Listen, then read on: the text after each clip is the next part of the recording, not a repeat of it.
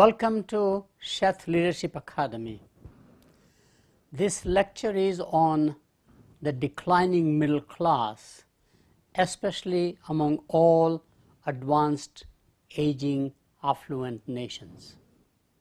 While middle class is being formed in emerging economies such as China, India, Brazil, etc., it is just the opposite. And this has major societal consequences, and therefore what will be the society in the future? How are we going to live? Are there going to be more class conflicts with the rise of income inequality and redistribution? And what are the possible solutions through active policy intervention or through private sector market economy approaches will be the focus of this particular lecture. So let's look at some numbers. There has been a worldwide, among advanced countries, decline of the middle class since the first energy crisis. In my research, I found first energy crisis in the 70s, 1974-78 to be exact things, created enormous structural changes, especially in the manufacturing sector, and as a consequence it was followed by global restructuring of the industries in the 80s. Private equity people came in, stock market basically had collapsed. It is very much like the Great Recession of 2007 and 8 or Great Depression in the 1920s, for example, and therefore corporations were taken over through hostile takeover or benevolent takeovers by Warren Buffett, Berkshire Hathaway buying out companies, or KKR taking hostile takeover, taking the companies which are large conglomerates up to that point and breaking them into pieces. And if there were global enterprises, to restructure them where they can break up the pieces by geography, which means European subsidiaries sold separately, and they began to therefore downsize, right size, etc. That was fascinating. Since stagflation was the word we coined, where there was a huge inflation, prime rates went up to 11-12% easily, but there was no growth at the same time. There was a huge worry about economic growth, and therefore we began to also engage in free trade agreements, or basically abolish the old GATT, G-A-T-T approach to sort of the general agreement on trade and tariff, to creating actually a free trade, World Trade Organization, WTO was formed, and encouraging people to create growth through trading because domestic markets just were not growing. So free trade became the engine for growth, and unfortunately at the same time, with private equity people coming and restructuring, automation, downsizing, and outsourcing became the means to achieve efficiency. So the growth top line comes by import exports or creating regional groups, however you do it, encouraging trade as a growth engine, and the bottom line comes by cost cutting. Especially this happened in the manufacturing sector. So manufacturing really began to lose enormous part of the formation of middle class. And as I mentioned, re-engineering the corporation became the bestseller book. There was a buzzword in the automobile industry. They began to replace human capital with robots. Robots doing assembly quite a lot as opposed to people standing and doing the assembly. The power of the trade union therefore began to decline, which was mostly anchored to manufacturing sectors at that time, and it began to decline even further by also privatization of state enterprises, as well as in fact the deregulation of monopolies. For example, Mrs. Margaret Thatcher as the Prime Minister had the massive restructuring of United Kingdom by privatizing everything. Privatizing, in fact, the airport, Heathrow Airport, privatizing the British Airways, privatizing the British Telecom. It was a massive restructuring because England or UK was really going through a tough time. Manufacturing basically went out of the country. There were no manufacturing companies left anymore. We went through deregulation of airlines. This is called the Big Bang Theory under President Jimmy Carter, same reason. And also utilities, we basically separated sort of the generation from distribution. Privatization of telephone companies took place worldwide. We of course had a private telephone companies. We had a breakup of the Bell system, which created enormous changes, and a lot of automation came in the telephone industry. You did not need the telephone operators anymore. It's called TSPS as a technology. Machines could do the work. So union power began to shift from manufacturing sector to more and more services sector primarily. Unfortunately, many services industries are non-union, and ultimately unions have found their place now with government employees. Very fascinating history. We also had both the low income and high income groups growing faster than the middle class, which also increased the income diversity or inequality and the wealth diversity and inequality. So for example, if you're only high school educated, single wage earner, the family actually went from the middle class to the poor, working poor as we call it. And at the same time, if you are a dual income, college educated professionals, your income doubled. I could have never imagined making the same money as my children with working spouses have done. It was just unthinkable. I would have never achieved that level of income, but that's the reality. That's what happened. So income distribution or inequality, wealth distribution and inequality began to rise more in the 90s, but the phenomenon continued. The worldwide income inequality today, this is interesting when you compare world comparisons, today ranges from $1 a day income, $1 a day, not an hour, to $1 million a day income by some people. This is mind-boggling range. You talk about 1 million times somebody is making more money every day than somebody else. I never thought about those numbers till I began to articulate this particular presentation. So you have the bottom of the pyramid people, $2 or less as a poverty definition by United Nations and IMF, for example. And then you have these billionaires who are just making more money, like $500 million to $1 billion annually in terms of how they earn their income.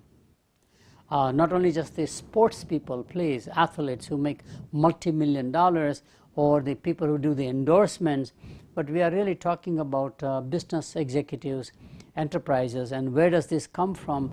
Mostly it comes from very passive income as opposed to employment-based income, such as, for example, health fund managers. The general partner is often making $400, $500 million a year, and I've seen numbers about some of them are making $1 billion+ just being partners of a hedge fund, for example. I call it a passive income. And of course, you do have high income retirees. In fact, I remember a study some time ago published in USA Today that among the 7% of all the, I think, very high income groups in America were retirees, because they'd made a lot of money and the passive income alone was giving them enormous amount of monthly cash flow or annual cash flow. Therefore, the traditional bell curve of socioeconomic class, Lloyd Warner was the sociologist who had designed the typical normal distribution. So you have in the middle, median average is the same. Above the middle are called upper middle class. Below the median are called lower middle class. Then you have the lower, and there are two distributions, lower, lower, upper, lower, and then on the other side, lower, upper, and upper, upper. 6 classes he had created, presuming there's a normal distribution based upon your income, your occupation, your education, your housing value. That just is not there since the late 70s, definitely early 80s. So today the middle class distribution is very different as it is shown on the chart. Middle class from 60% high point now in the US will be down to about 30%. It's a matter of time, probably by 2020, maybe 2025 this will happen. The fastest growing segment actually is affluent, which used to be around 10%, is become more and more close to 30% now, and their income is more than twice the income of the middle class. And of course, you have the lower socioeconomic classes growing from whatever used to be at one base to 40%, but dividing into two categories. Those who are truly poor based on the government definition of official poverty for a family of 4, for example, for getting all the public assistance programs like food stamps and housing and all the stuff. They have a definition. And so you have the new poor, as I call it, 20%, and the other one is, for other 20% is what I call surviving or working class. Why the word new poor? That's very important. It is new poor because these are not the traditional immigrants who came at the bottom of the pyramid, worked very hard and worked their way up. They are not the Vietnam boat people. They are not the refugees. They are not the traditional Hispanic or African American population. The new poor, which used to be middle class, has been regressing into the new poor, especially among the white population, which is where the anger is now, which is very important to understand. They had seen better days as children than what they can afford for their children. They are out of jobs, single wage earner. In fact, if you are a divorced woman with children and high school educated, you are all automatically into the new poor category, because as high school educated person, you are going to command only minimum wages, which itself is very low in the US, $7.50, $8. And there's a lot of thinking that we need to uplift them, as we do in emerging economies. Bottom of the pyramid is what we absolutely empathize and do everything possible to lift them, let's say in India or in Africa or sometimes in China even. I think we have a bottom of the pyramid in America itself that we need to manage, take care, however we do it, either through policy or mandates or recommendations, or however we do it. I don't care, but I think there is a huge militancy rising undercurrent of that one. So given this reality, what is going to happen? How will this impact the world? So again, I've come out with 5-6 points as I see the world. The first one is clearly the rise of the middle class revolt. Remember, all public revolts, mass revolutions have taken place generally by the oppressed, lowest socioeconomic class people. Chinese call them as peasants. They can't take it anymore, and therefore they begin to revolt. Okay?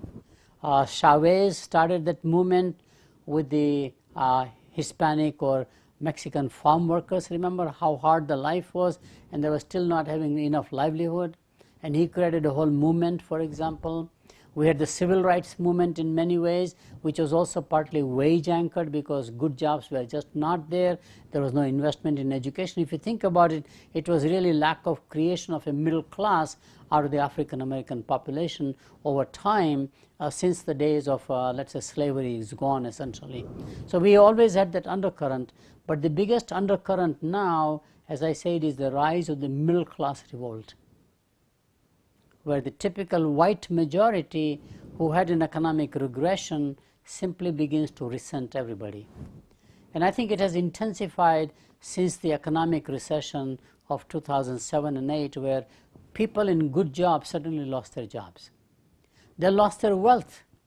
Their 401k plans collapsed, their housing value collapsed.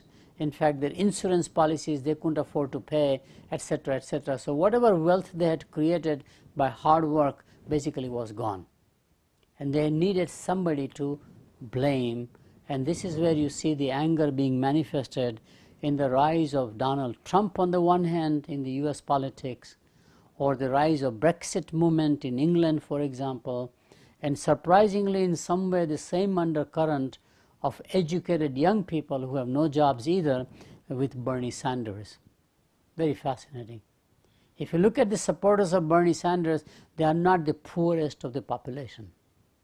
They are really well-educated, young, affluent people or middle-class people, which is interesting. There was an economist called Arthur Laffer who became very influential with the Laffer curve. advocating very strongly that if you plot the amount of tax rate, income tax rate versus the amount of tax collection, it is a reverse curvilinear relationship. Beyond a certain point of tax percentage, people will actually hide their income, people will lie and cheat, etc., etc., and therefore there was a point saying that you cannot overtax. Ronald Reagan latched on to this thinking, call it supply side economics, Reaganomics, etc., and lowered the corporate income tax. My own view is that I think tax has to change somehow, and we can learn from other nations who have tried to manage this transition or avoid the revolt by the middle class without jobs and growth, surprisingly, is to lower both the income taxes and restructure the sales tax. Most countries are going to GIS, as you know, goods and services tax, for example, which is very key. So we have to have a tax reform, and political will has to be there to change the taxing, philosophy or the taxing rate structures.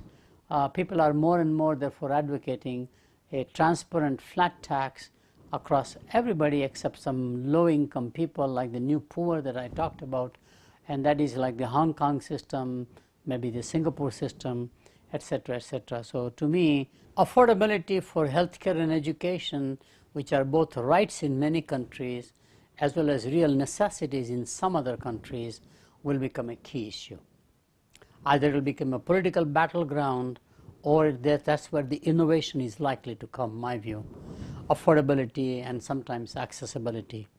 And there will be key drivers in education. As you know, we are now more and more embracing the online open access courses called MOOCs, like the Coursera or edX, for example. Online courses are becoming, people are even getting the degrees online now, well accepted, well accredited, etc., making a change in the education system.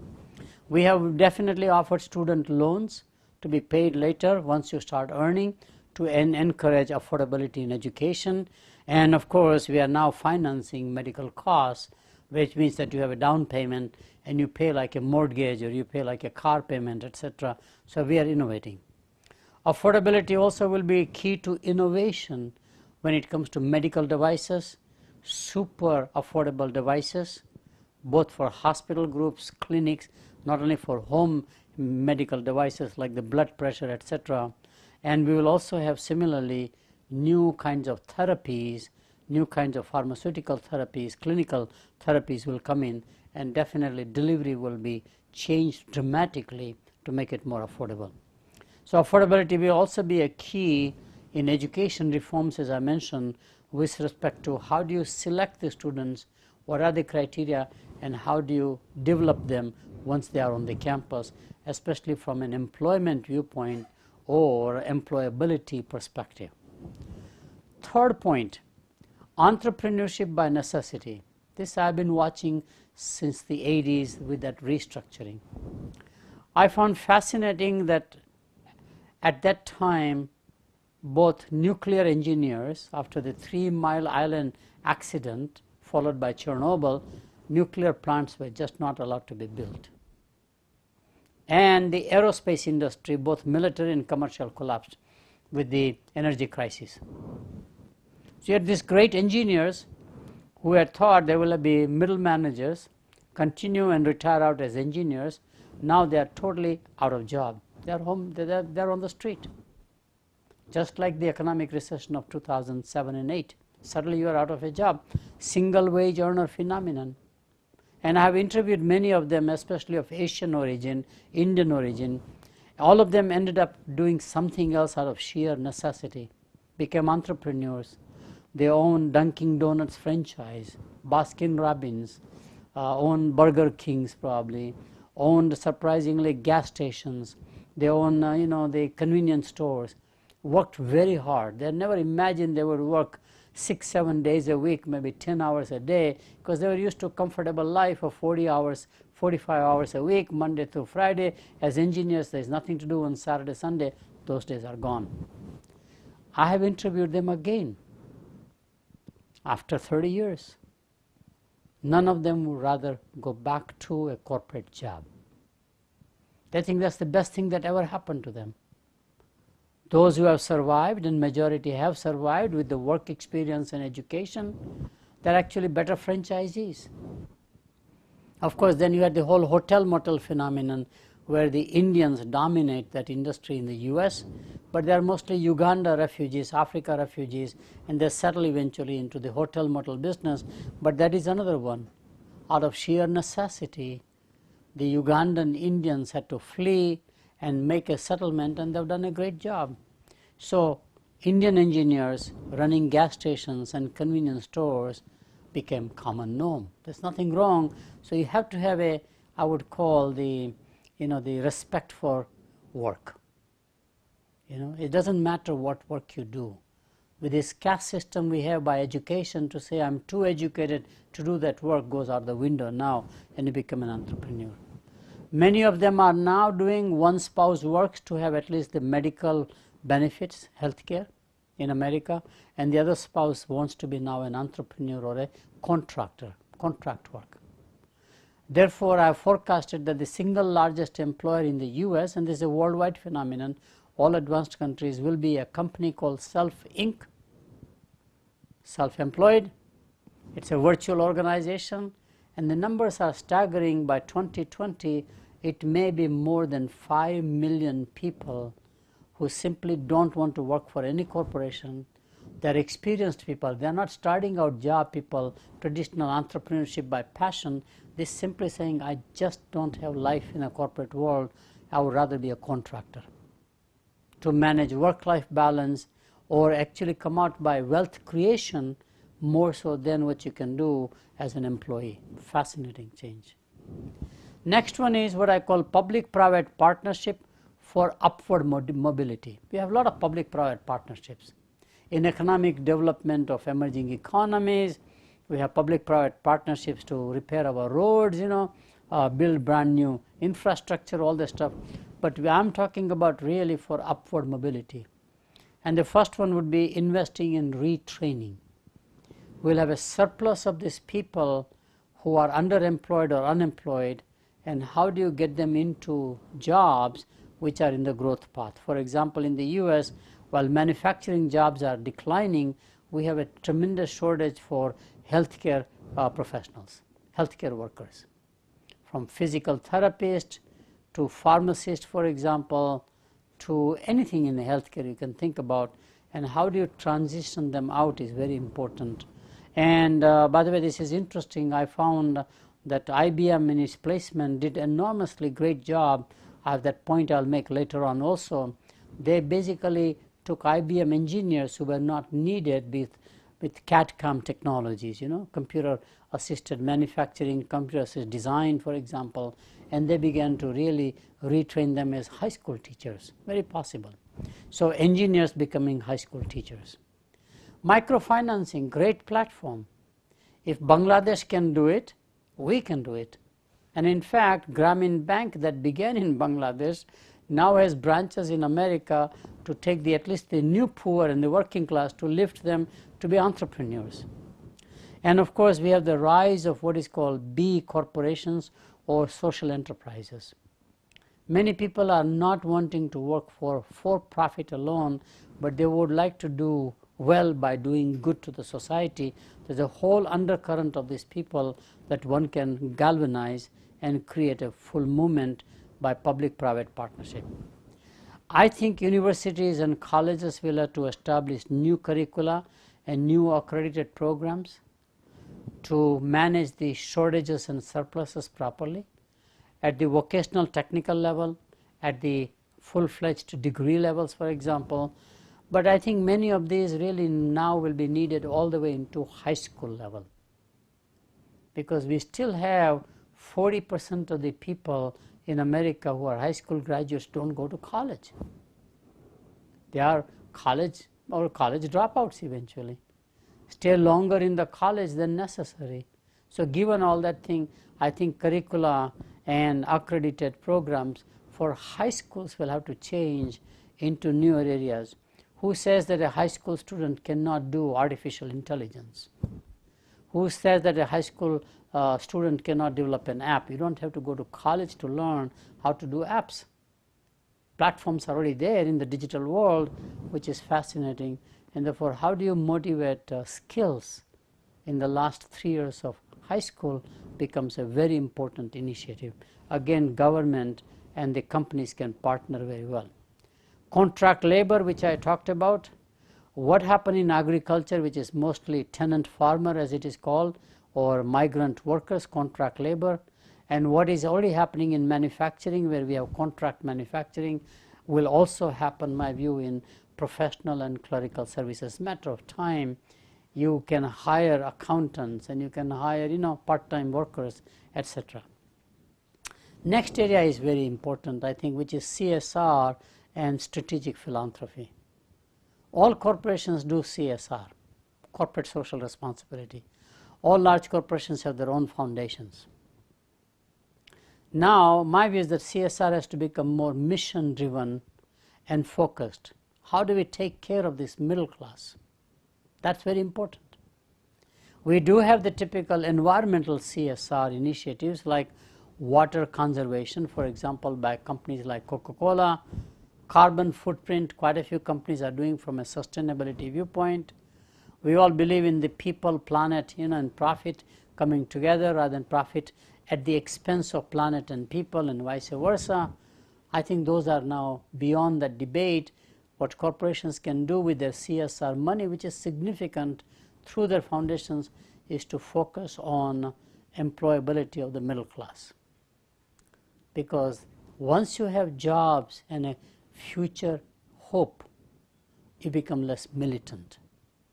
And you want to make sure that a militant middle class is more dangerous than any other militancy, which is not good for the corporation, which is not good for the neighborhood, which is not good for the society, which is why this is very key initiative between the companies doing this initiative. Corporations and community service, which we are talking about.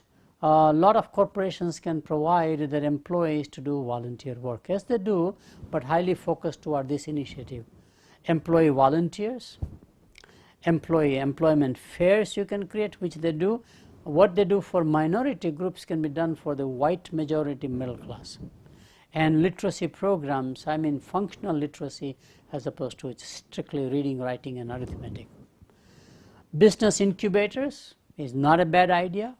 Large corporations can easily set up business incubators where you take, in fact, minority enterprises funds are created, take the middle class again and make sure that they are able to become entrepreneurs. As I said, entrepreneurship by necessity is strictly trial and error. Some do it, some don't do it. Here it is much more organized, planned way of creating.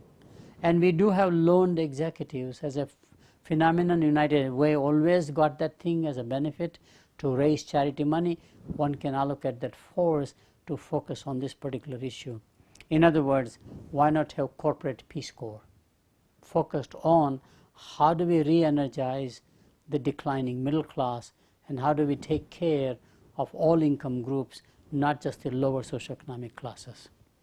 The last point is that I clearly see the rise of what everybody has been calling compassionate capitalism, capitalism with a soul.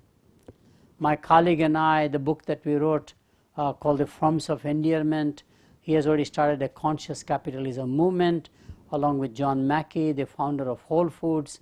Interestingly, there are some people who are calling this as caring capitalism. Whatever word you use, it all means basically having some empathy while you are making money. And so doing well by doing good is the new norm for corporations. And the old notion that the business of business is business rather than anything else, I think, is being thrown out. So people like Michael Porter, a well-known economist, is now advocating from shareholder value to shared value as the new mission and objective, financial objective, surprisingly, of corporations.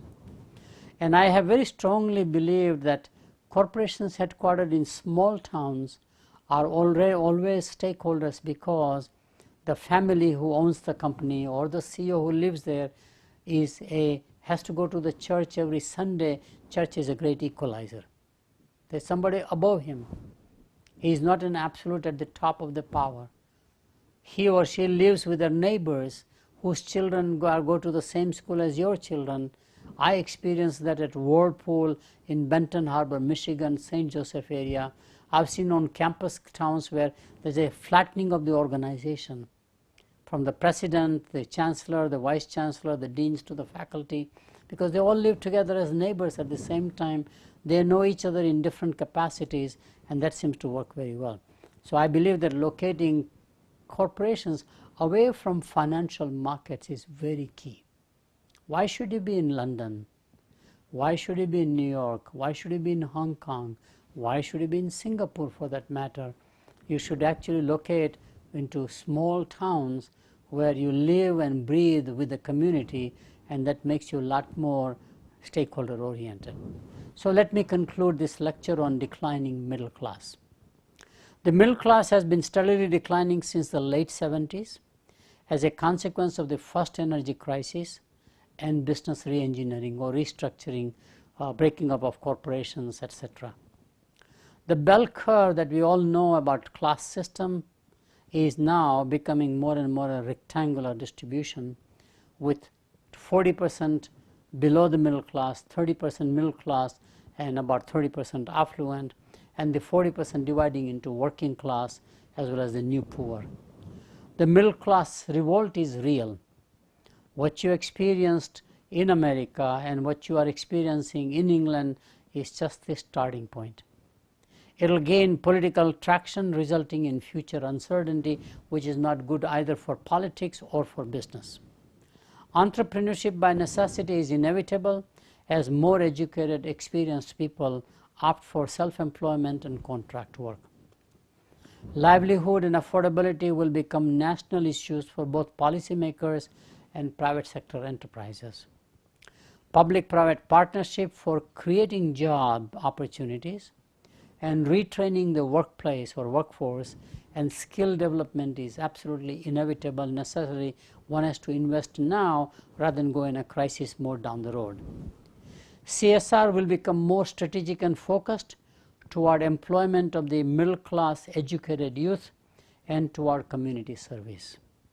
Large foundations will play a significant role in addressing the middle class issues as we address the global issues about education, health, child related issues. I think they will probably refocus back domestically into the middle class problems.